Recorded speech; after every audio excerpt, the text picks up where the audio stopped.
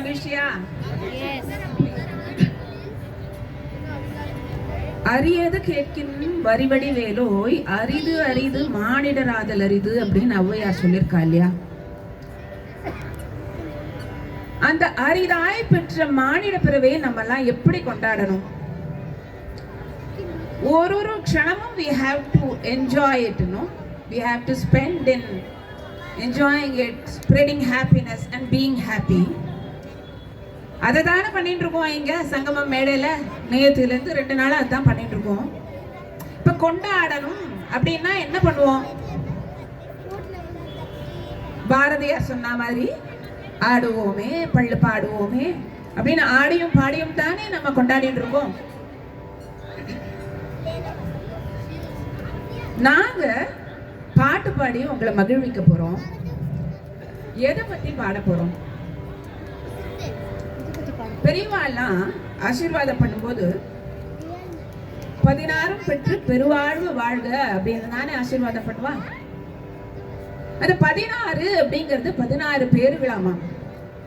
கல்வி, செல்வம், வெற்றி, நட்பு இப்படி நிறைய இருக்கு. அதுல மிக முக்கியமானது மக்கள் செல்வம், அதாவது குழந்தை செல்வம். ஒரு வீட்டுல குழந்தை பிறந்தா அந்த தாய் தந்தையருக்கு மட்டுமல்ல, உற்றார் உறவினர் நண்பர்கள் எல்லாருக்கும் எவ்வளவு மகிழ்ச்சி, அவ்வளவு உற்சாகமாயிடும் இல்லையா? ஒரு தெய்வமே குழந்தையா பிறந்த தருணம் எப்படி இருந்திருக்கும், அதை பத்தி தான் நாங்க பாட போறோம் இன்னைக்கு.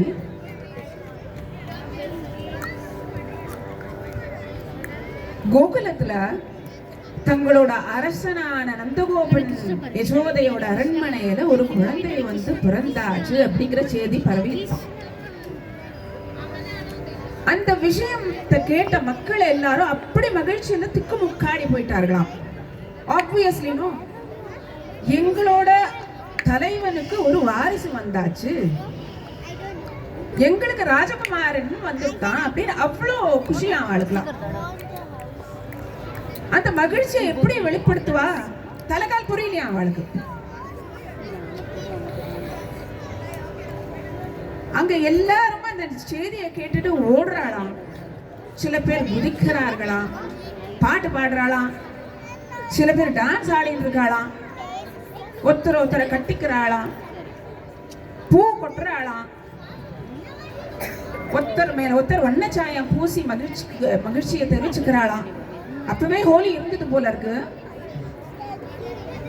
பெரியாழ்வார் இதெல்லாம் சொல்றார், இப்படி விவரிக்கிறார் அவரோட பாசுரத்துல.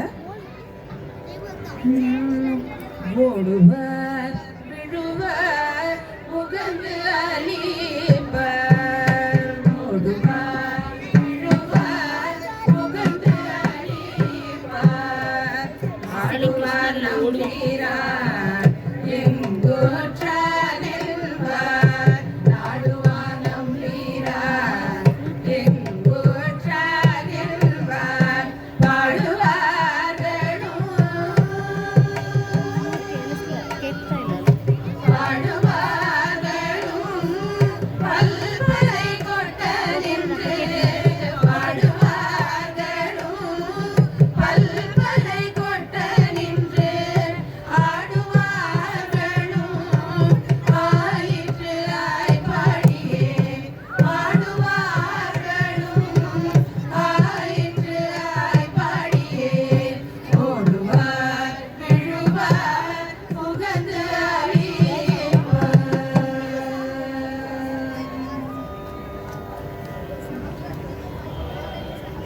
கொண்டாட்டம்னா கொண்டாட்டம், அப்படி கொண்டாட்டம். முதல் கிருஷ்ண ஜெயந்தி ஆச்சு, எப்படி இருந்திருக்கணும் ஐயா? ஆச்சு, தொட்டில் போட்டாச்சு, கண்ணன் அப்படின்னு பேர் வச்சுட்டா குழந்தைக்கு. கண்ணே ஆனவன், அதனால கண்ணன் பேர் வச்சா போல இருக்கு. அந்த குழந்தைய யசோதை தாலாட்டு பாடி தூங்க வைக்கிறா. என்ன சொல்லி தூங்க வைப்பான் குழந்தைய? குழலினிது யாழினிது தம் மக்கள் தம் மழலை சொல் கேளாதவர் அப்படின்னு திருவள்ளுவர் சொல்லியிருக்காரு இல்லையா? The sweetest thing you can hear is மழலை சொல் அப்படிங்கிற திருவள்ளுவர். Isn't it true? தாலோ தாலேலோ தாலேலோ குயிலிசை குழலோசை உன் கொஞ்சம் மொழி கிணையாமோ குயிலிசை குழலோசை உன் கொஞ்சம் மொழி கிணையாமோ கொண்டமன சஞ்சலங்கள் பஞ்சாய் பரந்திடுமே கொண்டமன சஞ்சலங்கள் பஞ்சாய் பரந்திடுமே கண்ணே என் கண்மணியே கண்ணனே கண்வளராய் மண்ணுலகில் என் வாழ்வு வளம் பெறவதுரித கண்ணே என் கண்மணியே கண்ணனே கண்வளராய்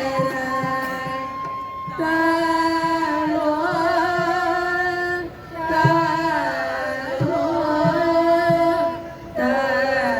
தாலேலோ.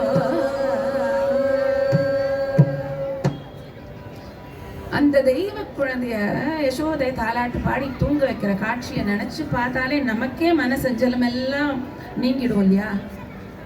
அப்புறம் இன்னொரு விஷயமும் தோணும். கண்ணன் பிறந்தனவோ தேவகிக்கு ராத்திரியோட ராத்திரியா வசுதேவர் அவனை தூக்கின்னு வந்து யசோதை கிட்ட சேர்ப்பிச்சா இல்லையா? அந்த குழந்தைய யசோதை தான் தாலாட்டு பாடி பால் ஊட்டி சீராட்டி வளர்த்தா. அவதானே அவனை அப்படி அலங்காரம் பண்ணி அழகு பார்த்தா. என்ன அந்த பரந்தாமனே முதல்ல அம்மான்னு கூப்பிட்டது யசோதைய தானே. இந்த பேரு கிடைக்கிறதுக்கு அவ எத்தனை ஜென்மம் புண்ணியம் பண்ணியிருக்கணும், என்ன எல்லாம் தவம் பண்ணிருப்பா அப்படின்னு தோன்றது இல்லையா? ஈரேழு புவனங்கள் படைத்தவனே ஈரேழு புவனங்கள் படைத்தவனே கையிலேந்தி சீராடி பாலூட்டி கையிலேந்தி சீராடி பாலூட்டி தாலாட்ட என்ன தவம் செய்தனே யசோதா என் குழந்தை பரபிரம்மம் அம்மா என்றழைக்க என்ன தவம் செய்தனே யசோதா.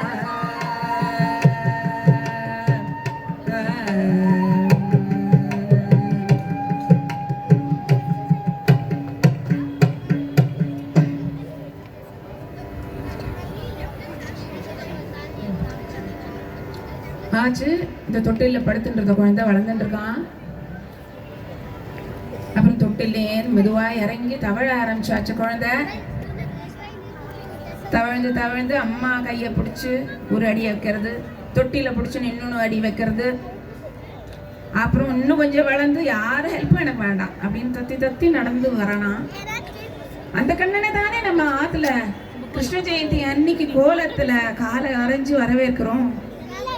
சின்ன சின்ன பதம் வைத்து கண்ணாடி வா சின்ன சின்ன பதம் வைத்து கண்ணாடி வா செஞ்சிலம்பு கடல் கொஞ்சம் என்னை அழவா சின்ன சின்ன பதம் வைத்து கண்ணாடி வா.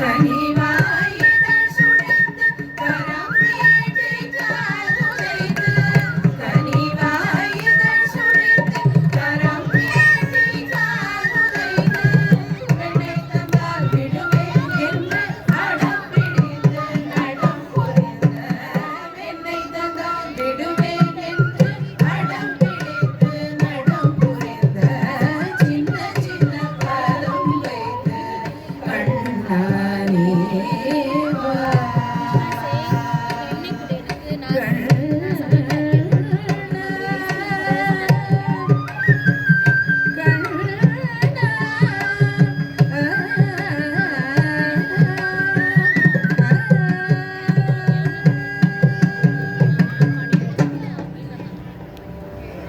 ஆச்சு நடக்க ஆரம்பிச்சு குழந்தை அடுத்தது என்ன பண்ணும்?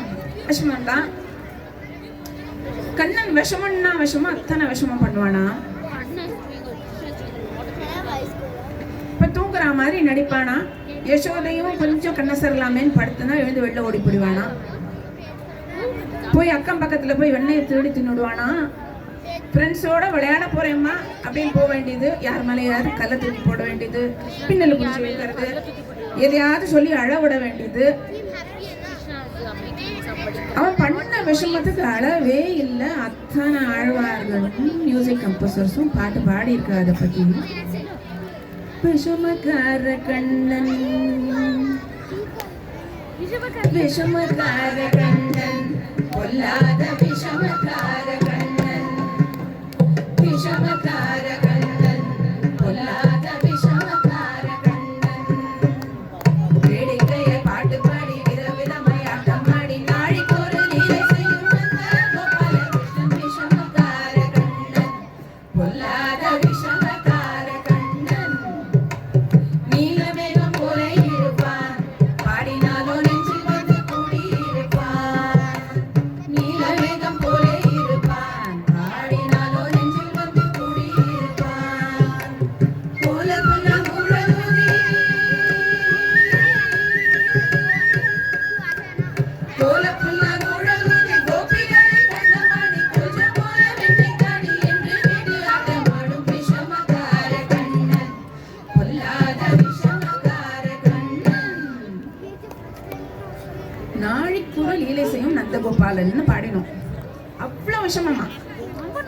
இந்த காலத்துல குழந்தைகள் அம்மா ஏதாவது லேப்டாப்ல பிஸியா இருந்தா போய் கொழையாடையில போய் தண்ணி கீழே நிற்கும். அப்படியே இல்லையா, அம்மா கிச்சன்ல ஏதாவது பண்ணும்போது தலையில மாவு கொட்டி நிற்கும். இல்ல ஒரு மொபைல கையில கொடுத்துட்டா சமத்தா உட்காந்து ஸ்க்ரோல் பண்ணிட்டே இருக்கும். அது எப்படி பிறந்த குழந்தை கூட ஸ்க்ரோல் பண்றதுன்னு தெரியல. அந்த காலத்துல இதெல்லாம் இல்லையே. கண்ணன் தீராத விளையாட்டு பிள்ளையா இருந்தான். கண்ணன் அப்படின்னா ஞாபகத்துக்கு வர இன்னொரு விஷயம் அவனோட புல்லாங்குழலும் அதுல இருந்து வர இனிமையான கீதமும் தான். அது இனிமைனா இனிமை அவ்வளோ இனிமையா இருக்குமா? அதை கேட்டு அங்க இருந்து வாழலாம் மயங்கி போய் வய திறந்து கேட்டுன்னு இருப்பாளாம். ஆடு மாடு கூட புல்லு மேய்க்காதான் வெறும்னா உட்காந்து கேட்டுன்னு இருக்குமா? பறக்கிற பறவை கூட ஸ்தம்பிச்சு போயிடுமா? புல்லாங்குழல் கொண்டு வருவான்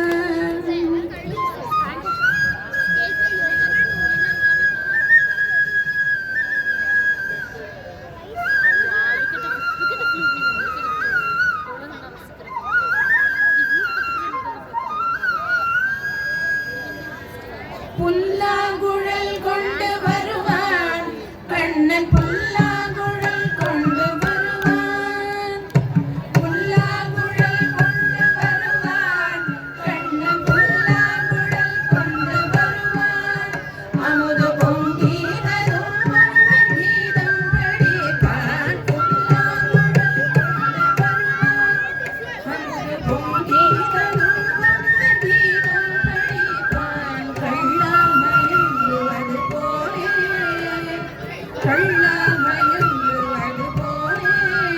அதனை கண்மூடி வாய் திறந்தே கேட்டு நிற்போம். விளையாட்டு பிள்ளை விளையாட்டு பிள்ளை விளையாட்டு பிள்ளை.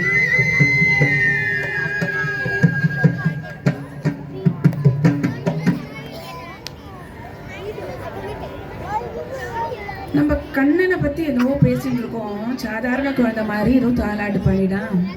விஷமம் பண்ணா, ஓடினா, ஆடினா, புல்லாங்குழல் வாசிச்சான்னு பேசிட்டு இருக்கோம். அந்த திருமால் கண்ணனா அவதாரம் பண்ணினது there was a bigger purpose, isn't it? அந்த கண்ணன் தான் கை குழந்தையா இருந்த போதே பூதனைய சம்ஹாரம் பண்ணா. தன்னோட பிஞ்சு விரலால கோவர்தனகிரியே குடையா பிடிச்சு அந்த இந்திரனுக்கே பாடம் கற்பிச்சான். அந்த யமுனா நதியில காளிங்கனை அடக்கி அவன் அந்த காளிங்கன் மேலேயே நர்த்தனம் பண்ணினானா. கண்ணன் சொன்னா நம்மளுக்கெல்லாம் எவ்வளவு இனிக்கிறது. அதே கம்சனோட வயத்துல நெருப்பா நின்னவன் அவன். பஞ்சபாண்டவர்களுக்கு துணையா இருந்த மகாபாரதத்துலங்கிறது எல்லாருக்கும் தெரிஞ்ச விஷயம். நாம் சொல்றது எல்லாம் உங்களுக்கு எல்லாம் தெரிஞ்ச விஷயத்தை தான். பட் இதெல்லாம் திருப்பி திருப்பி கேட்டாலும் சொல்றவாளுக்கு புண்ணியம் இருக்கும் இல்லையோ, கேட்கிறவாளுக்கும் புண்ணியம்னு தான் சொல்லுவா. அந்த ஜெகத்குருவா அந்த பகவத்கீதையை நமக்கு கொடுத்துருக்கான். பெரியாழ்வாரோட பாசுரத்தோட இந்த நிகழ்ச்சியை மகிழ்ச்சியா ஆரம்பிச்சோம். We are finishing it with a Andal பாசுரம் now. ஒருத்தி மகனாய் பிறந்து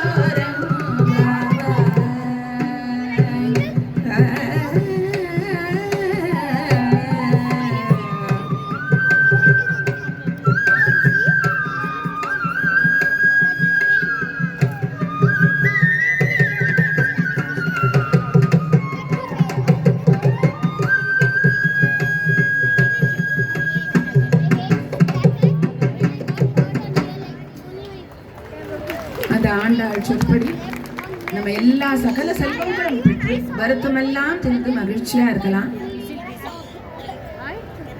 Our sincere thanks to the Sangamam cultural team who immediately supported in all the way possible when we wanted to do this program. Thanks to my dear friend Meena Ganapati, who was a rock solid support, and all my dear singers with me, Sri Ramanathan and Balachandran. Thank you all.